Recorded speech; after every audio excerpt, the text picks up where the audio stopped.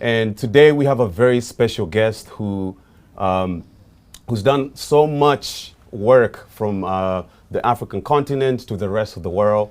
From his work, Weep Not Child, The River Between, Matigari, Wizard of the Crow, Decolonizing the Mind, Politics of Language in African Literature, I Will Marry When I Want, Weep Not Child. Our guest made it to Obama's list for his favorite read in 2018, The Grain of Wheat.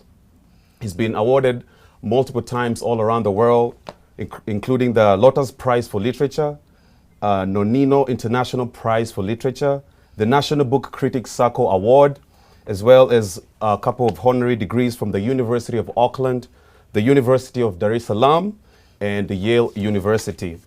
He's currently the Distinguished Professor of English and Literature at the University of California, Irvine. He's a neighbor in my neighborhood back in Kenya, Mogoga, around Limuru area. He's a father of 6 kids, and he's here with us. 9. 9 children. Yes. Ladies and gentlemen, Mzee Ngugi wa Thiong'o.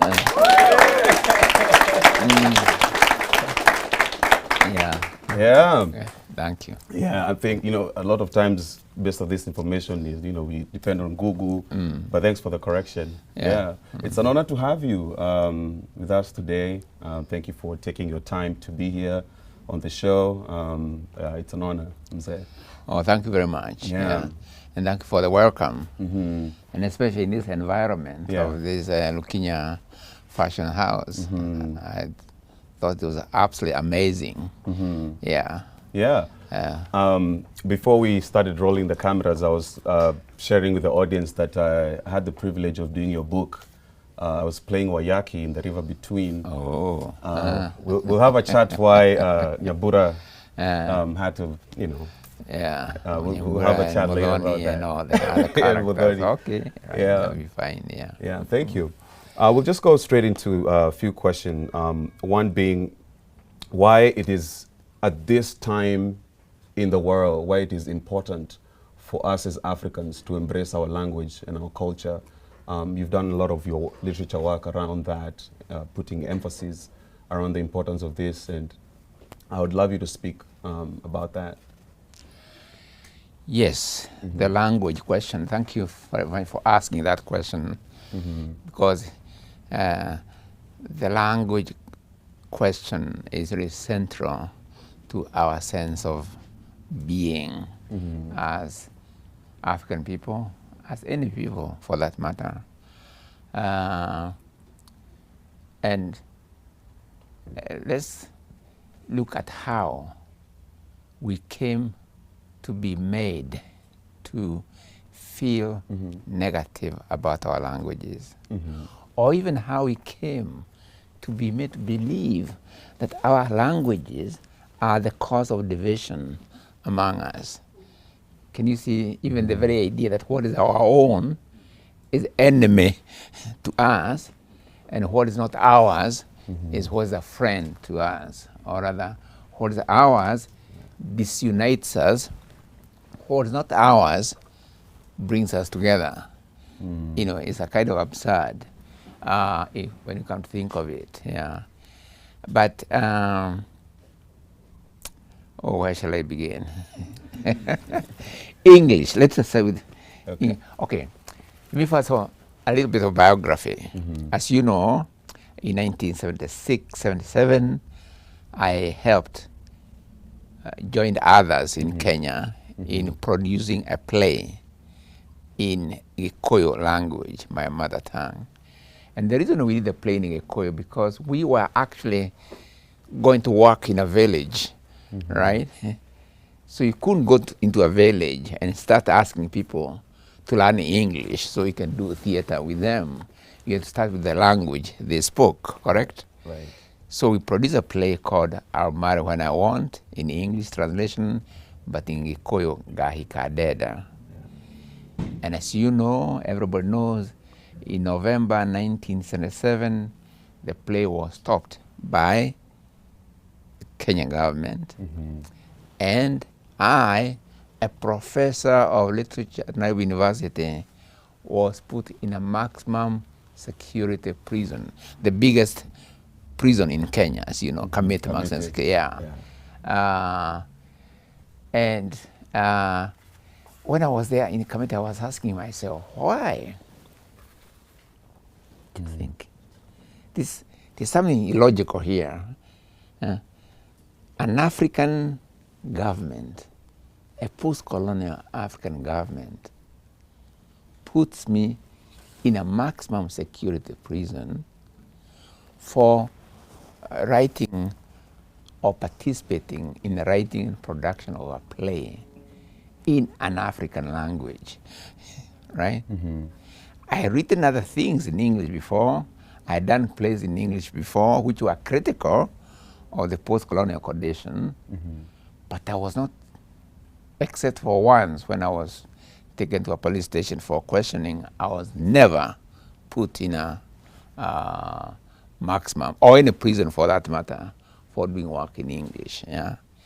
So it's the illogicality of that situation that made me think there's something wrong here. You know, there's something which does not compute. Okay, and that's when I started looking at the colonial situation, and I came to this conclusion more or less, which later I published in a book called Decolonizing the Mind. Okay, and it was this, that in all colonial situations, language has always been a factor in the process of colonization. The colonizer always, in all situations, suppresses the language or the languages of the colonized and elevates their own language. Right.